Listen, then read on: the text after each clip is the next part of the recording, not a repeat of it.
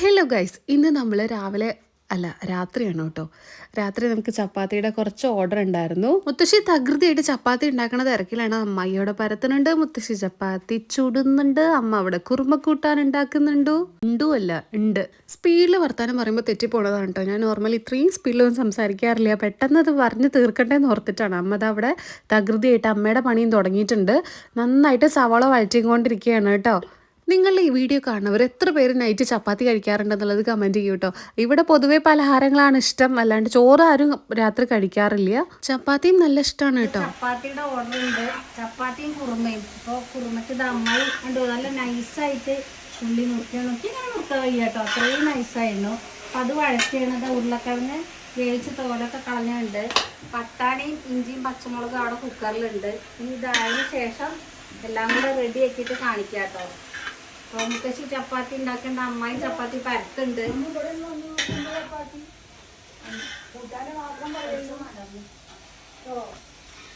ചപ്പാത്തി നോക്ക് പൊള്ളച്ച് വരുന്നത്. അടിപൊളി.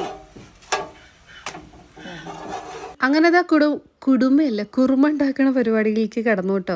കുറച്ച് നേരമായി അമ്മ ഈ സവാള വഴറ്റാൻ വേണ്ടി തുടങ്ങിയിട്ട് ഇനി ഇതിലേക്ക് നമ്മൾ ഗ്രീൻ പീസും അതുപോലെ തന്നെ നമ്മൾ പൊട്ടറ്റോ ഇല്ലേ, പൊട്ടറ്റോയും കൂടിയാണ് ചേർക്കണം. ഗ്രീൻ പീസ് ചേർക്കണതിൻ്റെ മുന്നേ തന്നെ നമ്മൾ ഗ്രീൻ പീസും അതുപോലെ തന്നെ ക്യാരറ്റും ഇത്തിരി പച്ചമുളകും കൂടെ നമ്മൾ ആദ്യമേ കുക്കറിലൊന്ന് വേവിച്ചിട്ടുണ്ടാവും. ഇനി ഈ സവാളയിലേക്ക് നമ്മൾ ഇട്ട് കൊടുക്കുക. അതിൽ വെളുത്തുള്ളി ഇഞ്ചി അങ്ങനത്തെ സാധനങ്ങളൊന്നും ഇടാത്ത നോർമൽ ടൈപ്പ് കുറുമയാണ് കേട്ടോ. എല്ലാവർക്കും ഗാർലിക്കിൻ്റെ ടേസ്റ്റ് ഇഷ്ടാവണം എന്നില്ലല്ലോ, അപ്പോൾ അതുകൊണ്ടാണ് കേട്ടോ നമ്മൾ അതൊന്നും ചേർക്കാത്തത്.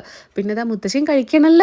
പിന്നെ ഇതിലേക്ക് ഇതാ നമ്മൾ പൊട്ടറ്റോ ഇട്ടു. അതിനുശേഷം എന്താ നമ്മുടെ വെജിറ്റബിൾ മസാലപ്പൊടി ഇവിടെ വീട്ടിൽ തന്നെ പൊടിച്ചതായിരുന്നു, അതും നമ്മൾ ഇതിലേക്ക് ചേർത്ത് കൊടുത്തിട്ടുണ്ട്. നല്ല സ്വാദാണ് കേട്ടോ ഈ ഒരു കുറുമ. നമ്മൾ ചപ്പാത്തിയുടെ കൂടെ തേങ്ങ ഇറക്കിയ കാര്യങ്ങളൊന്നും വേണ്ട, നല്ല സൂപ്പർ ഡ്യൂപ്പറാണ്, നല്ല ടേസ്റ്റാണ്. നിങ്ങൾ എന്തായാലും ഒന്ന് ട്രൈ ചെയ്ത് നോക്കൂ കേട്ടോ.